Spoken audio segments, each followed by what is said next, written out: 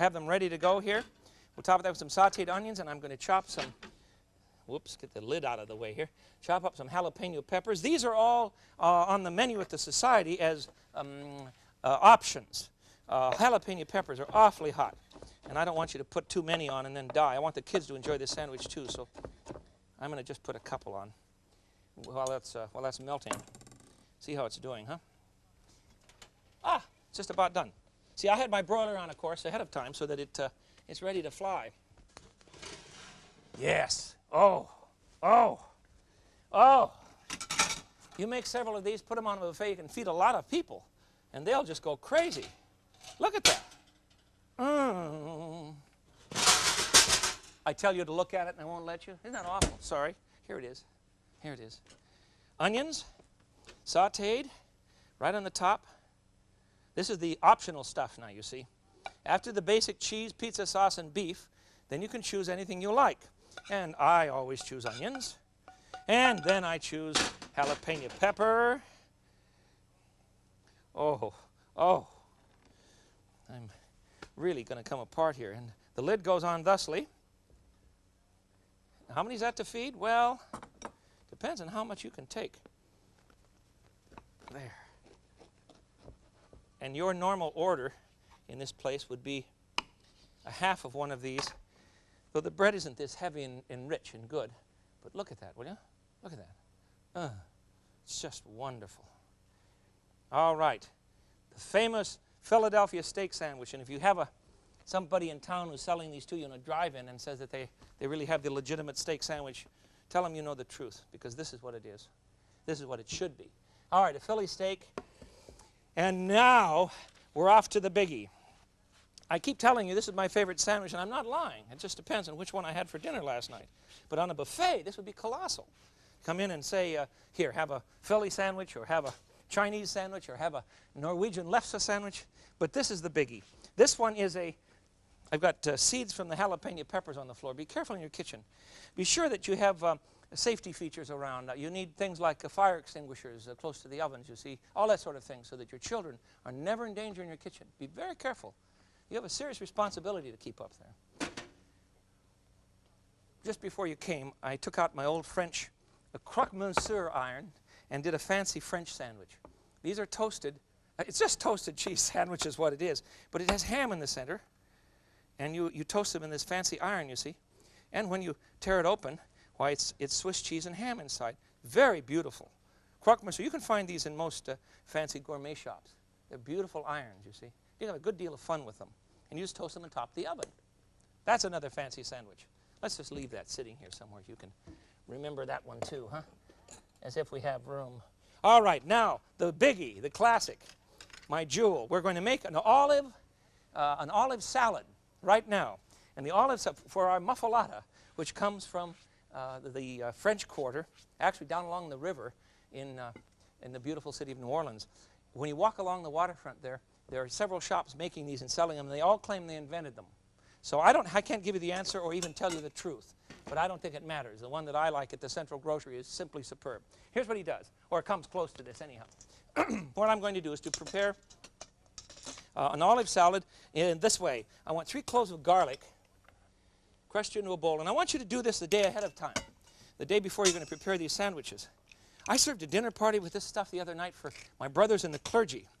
Each year the United Methodist crowd in our state meet, and I made a whole bunch of muffaladas because I didn't want to stand around and entertain these guys. I see them once a year all together, you see.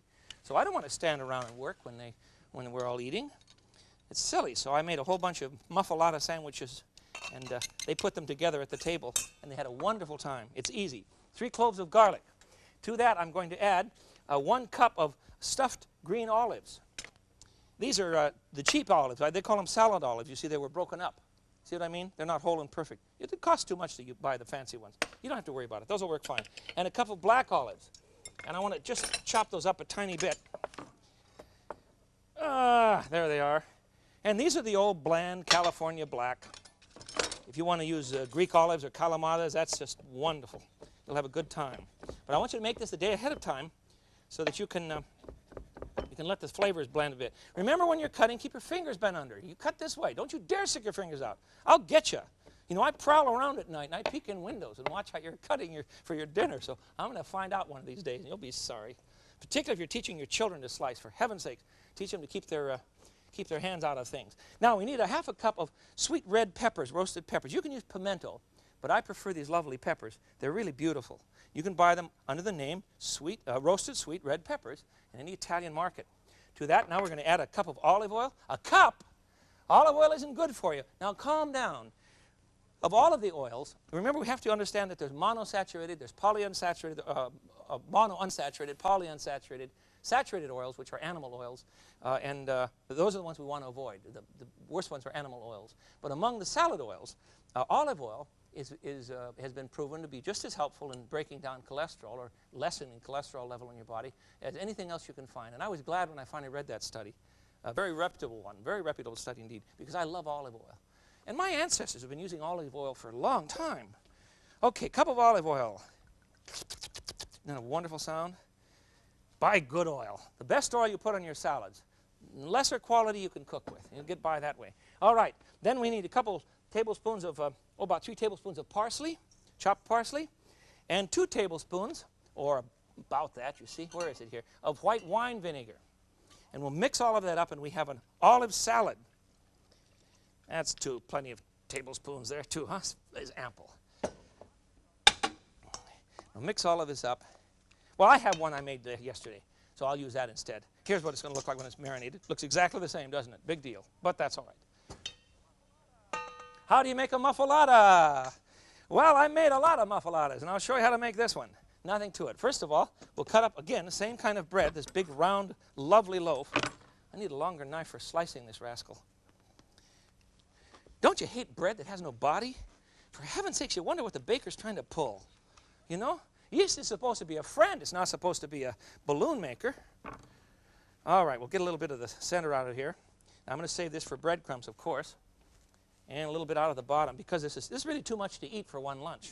You'll have half of one of these when you buy one at the Central Grocery. Okay, now you want to drizzle some of the oil on the bread. And remember, it has vinegar in it too, you see. You want to just drizzle the salad dressing right in there. Oh, it's grand. And then we're going to put, let's see, they do this very carefully down there. We're going to put Italian salami on it, or Genoa. Genoa is the best. It's a very mild salami. We'll put about 1/3 of a pound in there. This is a sandwich. Oh, this is a party. I would serve these in quarters or sixths if you have it on your buffet at home. Then you want to put in some provolone, or you can put Swiss if you like, or put in several slices. These things are just gargantuan when you see them in the streets down there, if they're made properly. And then we'll put in some a milder cheese. Let's see, where is the milder cheese? Well, I've got a platter of it here somewhere. Well, I don't see it. Oh, it's right in front of me, no wonder. Don't laugh it up. That's happened before, isn't it? Well, it happens in your kitchen too, I know. This is a Havarti, a mild Havarti cheese that I've sliced ahead of time. Gosh, it looks like 2 is going to be enough, doesn't it? Yes, that is. Then we'll top that off with a marvelous meat from Italy called mortadella. I think it means little deaths because of the little pieces of fat they put in it. This is the ancestor of bologna. And we'll put the mortadella in here. And on top of our Genoa salami, our provolone, Havarti, and you're wondering, where's the olive salad going to go? Well, if there's any room, love, it'll go on top. We'll see. And now finally, we'll put in a good scoop of this wonderful salad. Look at this. This is one sandwich. Well, remember, you're watching a serious eater. There. Now, you have to have this top hollowed out of it. You've got to get some of this out of the center, or you're never going to be able to close this thing up. There it is. All right. A muffalata from there. Oh, God bless New Orleans. They are just so neat. I don't even know what to put that on. Here we go. All righty. There you are. There's a muffalata, and you can have a lot of fun with one. Oh, stop it. That's so bad, I apologize. Now, let's talk some more about how you're going to arrange these things on a buffet. I would simply line up all of your sandwiches in an attractive way so that people can come by. And first of all, they want to gape. That's the point of any kind of a buffet. Secondly, let them know that you don't expect them to take one. You expect them to take several, and that they're to come and go regularly. You see, back and forth across the buffet, and taste all of these good things. You'll be the talk of the town, I promise, because they're interesting things, and it's a little unusual to be invited to a party and eat nothing but sandwiches. And some nice wines or some beer, perhaps. Let's see. I'm trying to make room for this, for the whole works here. I think we've got it. I think we've got it. All right. Muffalata is really my favorite. Let's go through these now. Are you ready? We started. We're not going to mention the little bitty ones, but the lefse sandwich is for me a classic, because you can put anything you want in this, from jellies and jams and anything you want. The oyster loaf from New Orleans, I would kill for one from Felix's right now. No, I wouldn't, but I would certainly cry a lot. The muffalata from New Orleans is a beauty, and bless the Danes because they're artists. The old muffalata, and then the Danish sandwiches can go on and on and on. Now, if you have friends who eat a lot, then it may be that you're going to have to use a bigger sandwich. All right? So my friends at the Baudin Bakery made me a bigger loaf. You see? Now, if that's not big enough for you, then there are other possibilities. I have a friend by the name of Bosco. Bring it on, guys. I have a friend by the name of Bosco at our studio, and Bosco will eat anything. So Chris and Michael made a sandwich for him. What is that, 6 feet? 6 feet. Uh-huh. How many pounds of meat? You could put in about 10 pounds of meat in one of those things unless you're careful. How many would it serve? 15 at least. At least. But not of the crew. Not of our friends around here. This one's for Bosco. Thank you, gentlemen. Now, with that, we should understand that we're eating a very ancient product, the sandwich. Remember, this is a French bread, you see. Remember that the French used to sit out in the fields and eat bread and meat together long before the Earl of Sandwich was gambling away his father's money. And remember that in China, the sandwich was eaten in the northern regions 1,000 years before the Earl was making a fool of himself at the tables.